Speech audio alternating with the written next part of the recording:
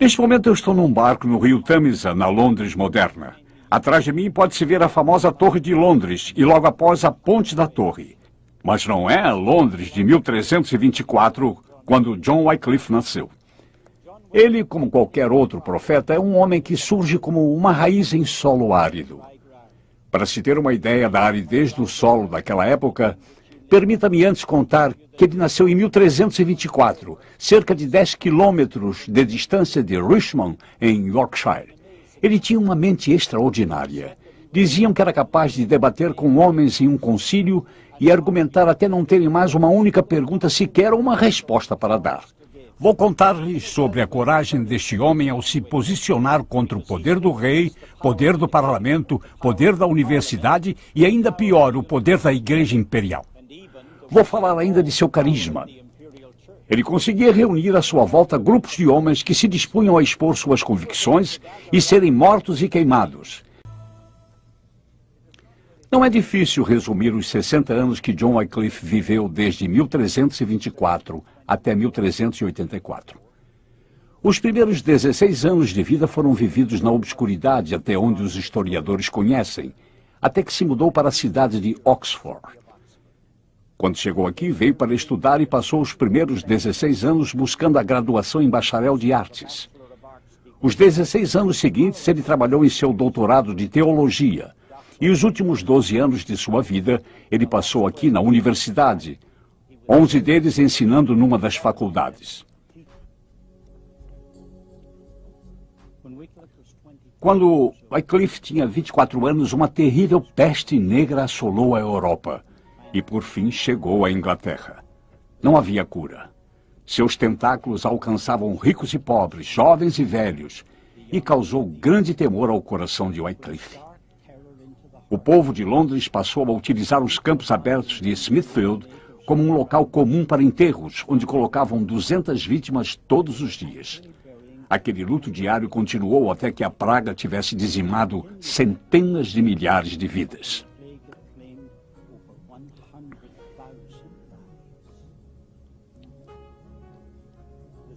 Não há dúvida de que essas pragas causaram um grandioso efeito na vida de Wycliffe.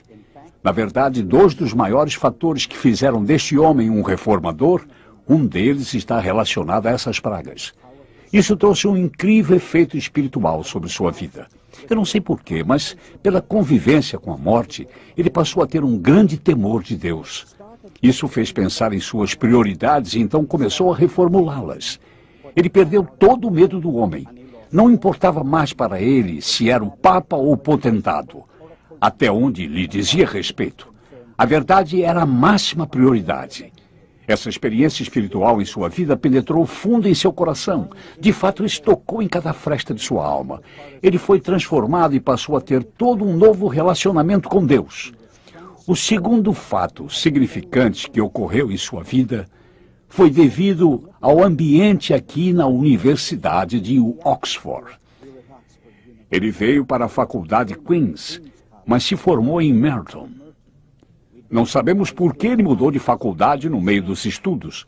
Apenas sabemos que ele deve ter sido um aluno excepcional, já que por 4 anos, após ter conseguido o bacharelado em artes, o posto de mestre da faculdade Balliol foi conferido a ele. E 1 ano depois de se tornar mestre de Balliol, foi ordenado ao ministério. E em seguida recebeu uma indicação do governo. A primeira foi em Filgan, em Lincolnshire, e a segunda foi em Lutterworth. Quando disse conferida pelo governo, vocês devem se lembrar que essa era uma época em que a igreja e o Estado eram um só. Com isso, todos os dízimos que eram entregues à igreja iam para o Estado, e o Estado fazia as indicações àqueles que seriam os ministros das várias paróquias. Portanto, para ele foi uma outorga do que ele chamou de viver.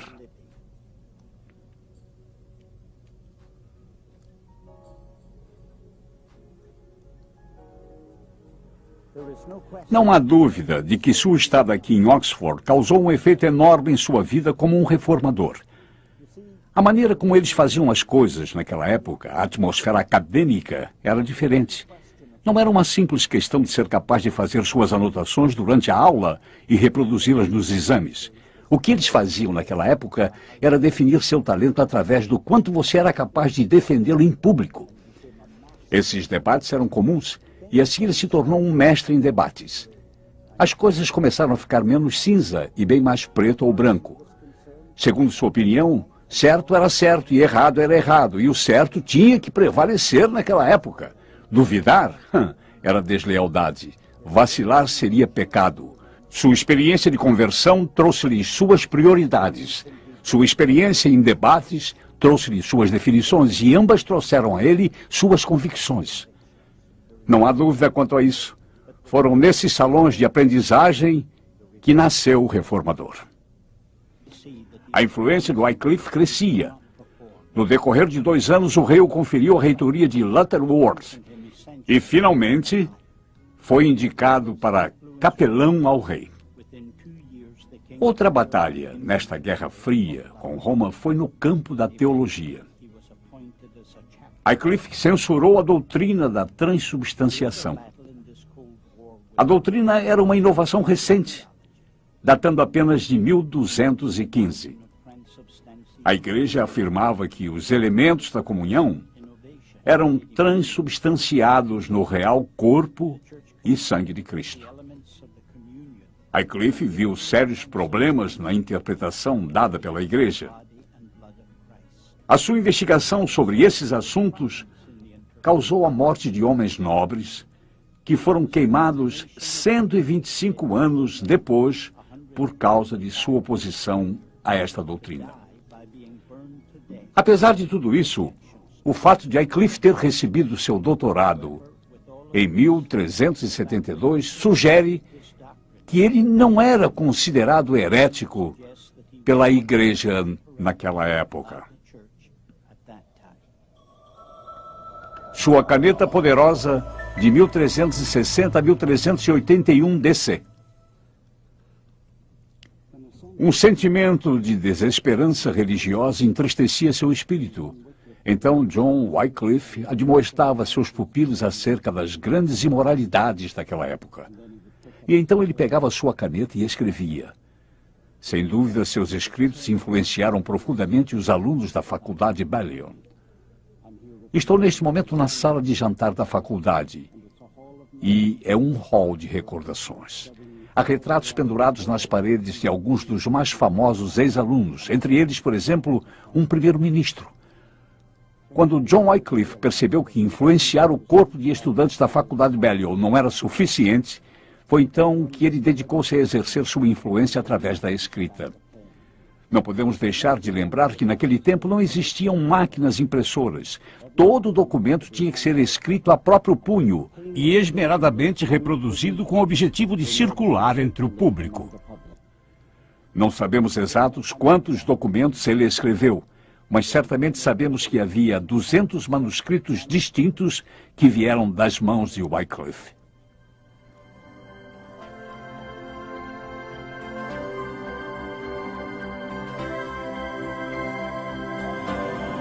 Londres, Inglaterra, Conselho Parlamentar.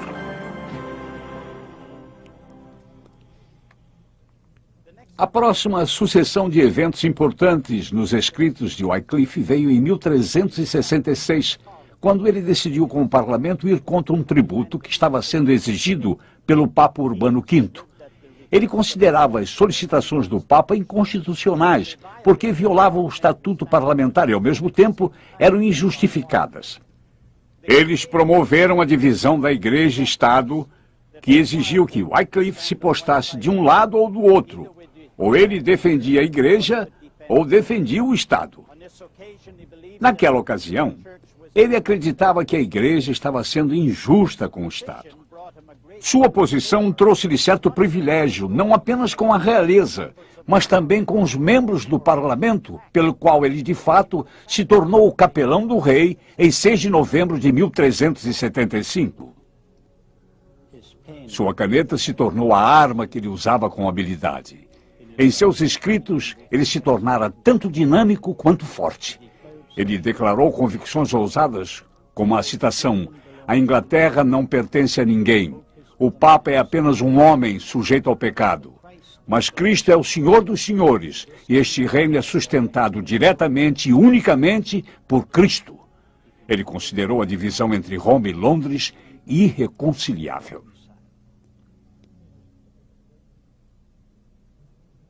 A ponta de sua caneta tão produtiva era como uma espada, cortante, como se a ponteira tivesse sido mergulhada em ácido. Mas seu maior feito ainda estava por vir. Ele produziria uma Bíblia na linguagem do homem inglês comum, mas antes dele realizar isto, teve que enfrentar a fúria de uma igreja ofendida.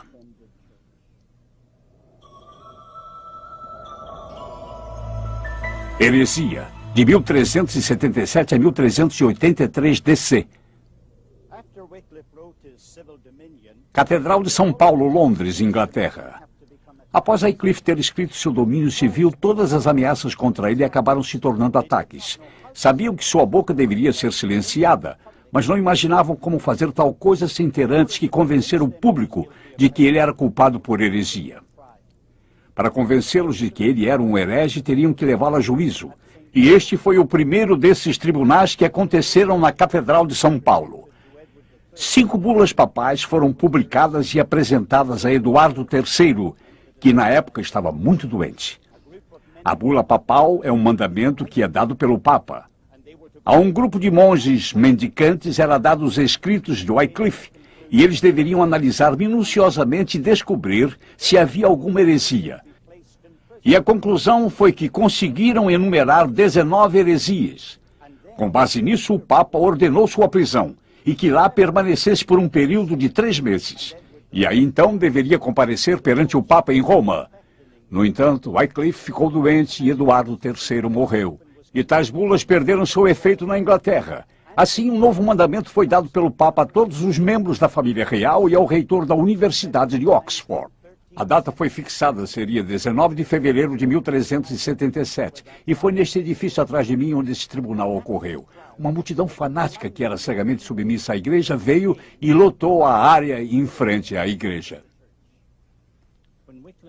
Quando Wycliffe chegou, trouxe consigo uma pequena procissão. Era precedido de 2 dos mais poderosos homens da Inglaterra, Lord Percy, o Marechal da Inglaterra, e John de Gaunt, o Duque de Lancaster. Eles galgaram bravamente seu caminho através da multidão hostil que se aglomerava à entrada da igreja. Assim que alcançaram o limiar, já havia uma sólida barreira de pessoas. Elas se agitavam, levantavam as mãos em protesto e vaiavam a comitiva de Wycliffe. Lord Percy e Courtney, o dirigente do ato, trocaram entre si palavras de desagravo.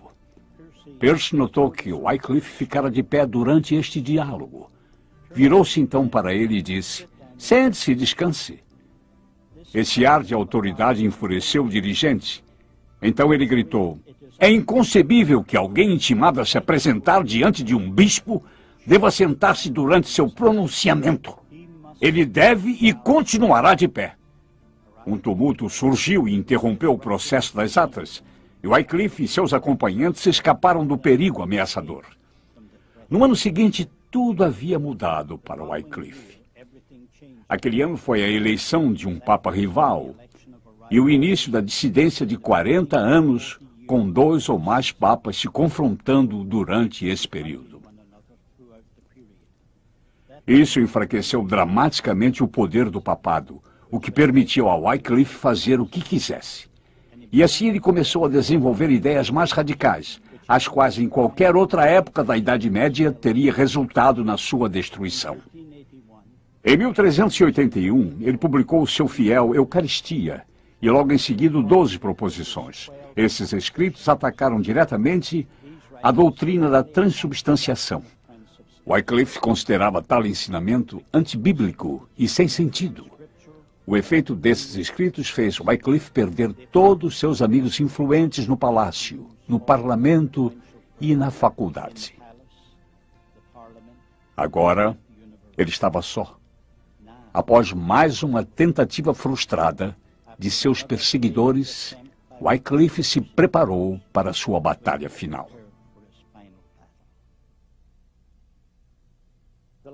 O último julgamento que teve que enfrentar foi em 1383 e ocorreu aqui na cidade de Oxford.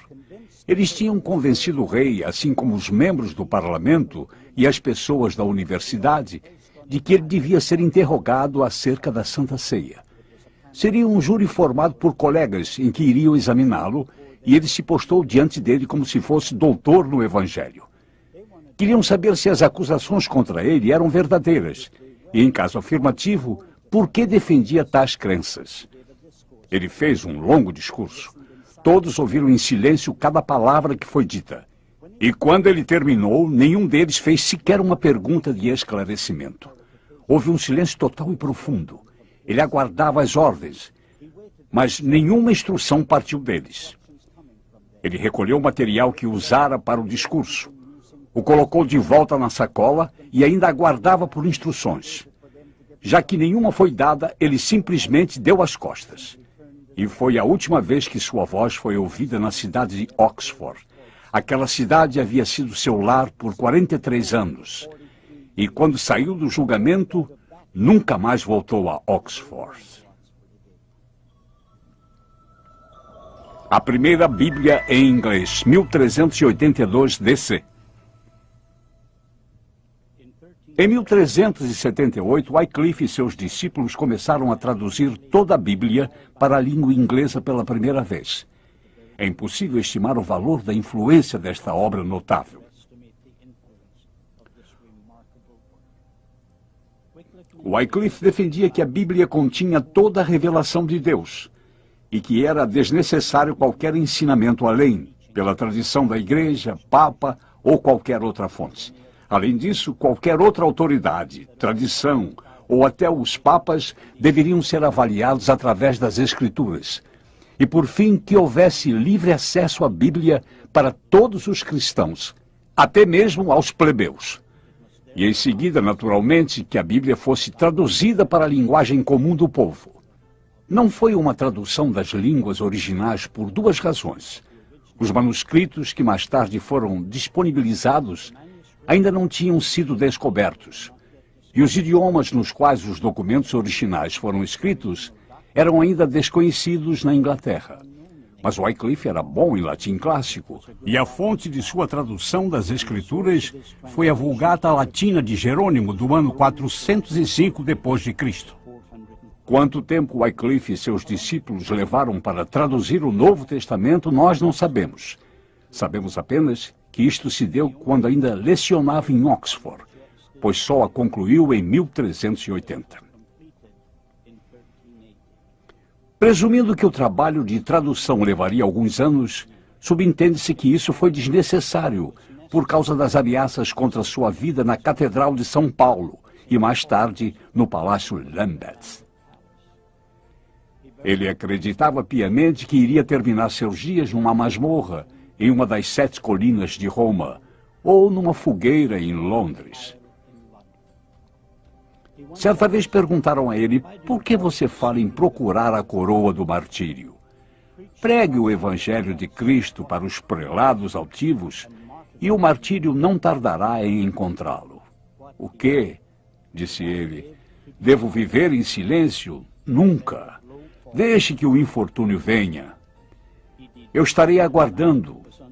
Ele deduziu que a vida era incerta, que nenhum efeito suportável resultaria de seus esforços. Além disso, o livro indestrutível chegaria às mãos de jovens pregadores. Em 1382, ele concluiu o Velho Testamento e, pela primeira vez na história da Inglaterra, o povo teve a Bíblia em sua própria língua. Atrás de mim está a igreja paroquial de Lutterworth, onde John Wycliffe foi reitor nos últimos 12 anos de sua vida. Ele não vinha aqui com tanta frequência até deixar a cidade de Oxford, quando veio para copiar suas Bíblias. Para reproduzir uma de suas Bíblias, toda escrita à mão, levou 10 meses. Diferentes historiadores nos deu custos diferentes para adquirir uma dessas Bíblias. Elas custavam algo entre 30 e 40 libras, ou seja, 9.600 centavos. E lembre-se que esta era uma época em que uma galinha poderia ser comprada por 2 centavos e um porco poderia ser comprado por 4 centavos. John Fox, um historiador, disse que as pessoas traziam um peso de feno para que pudessem adquirir um dos Novos Testamentos por um dia. E era registrado que alguns deles trabalhavam por um mês e davam todos os seus ganhos de um dia de trabalho para obter uma página da Bíblia.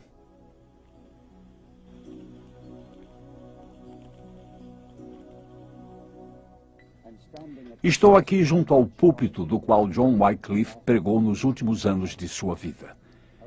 Percebo que este é um púlpito moderno, se comparado a outros, mas entendo que há fragmentos da Bíblia que datam daquela época. Estranho quando se pensa nisso. Dos limites deste pequeno pódio, sua voz ecoou tão claramente que alcançou de norte a sul esta nação. E em seus últimos dias, suas pregações não saíram deste púlpito, e sim desta alcova à minha esquerda. Foi em 28 de dezembro do ano de 1384 que o famoso reitor da paróquia celebrou sua última comunhão do ano. De fato, esta veio a ser a última comunhão de sua vida. Ele conduziu por um tempo a cerimônia até que sofreu um infarto. E a providência divina o fez retirar-se, e ele tombou sobre a cadeira que está bem atrás de mim. 4 homens se levantaram da congregação e, em silêncio, caminharam em sua direção. E pegaram a cadeira pelos 4 cantos com seu corpo ainda ali, e em reverência a trouxeram por esta porta lateral, e depois através dos jardins. 2 dias depois, em 31 de dezembro, deu seu último suspiro. Não creio que alguém vá questionar o fato, mas esse homem liberou uma força incrível na Inglaterra. Trouxe luz à escuridão. Libertou uma igreja. Elevou a sociedade ao ponto de sentirmos o impacto disso ainda hoje, mais de 600 anos depois. E na providência de Deus, ainda sentiremos nas próximas gerações. Wycliffe não poderia nunca imaginar o impacto tão grandioso que sua influência teria após sua morte. Os discípulos de Wycliffe pegaram a Bíblia traduzida por ele e, como uma semente, a plantou por toda a Inglaterra. De fato, as ideias de Wycliffe foram também de grande influência no continente europeu. Alguns de seus pupilos de Oxford levaram cópias de sua obra para a Boêmia, onde hoje é a Tchecoslováquia. Seus ensinamentos influenciaram no surgimento do descenso que resultou na morte de John Huss em 1450. Huss foi apenas um de um exército de seguidores de Wycliffe que foram perseguidos e queimados na estaca. Em 1428, seus ensinamentos se alastraram de tal forma que a igreja censurou seus escritos, desenterraram seus ossos, os queimaram e os lançaram no rio Swift, que fica bem ao lado de sua igreja em Lutterworth. Eles desejavam apagar de uma vez por todas o fogo da influência de sua heresia. Um comentarista deste evento mais tarde disse, e eu repito, eles transformaram seus ossos em cinzas e as lançaram no Swift, um pequeno rio que corria por ali. No entanto, as águas do rio levaram as cinzas para o Avon para o Severn para os mares, e estes para os oceanos. E então as cinzas de Wycliffe são um poderoso símbolo de seu ensinamento e de sua Bíblia, os quais estão agora espalhados por todo o mundo.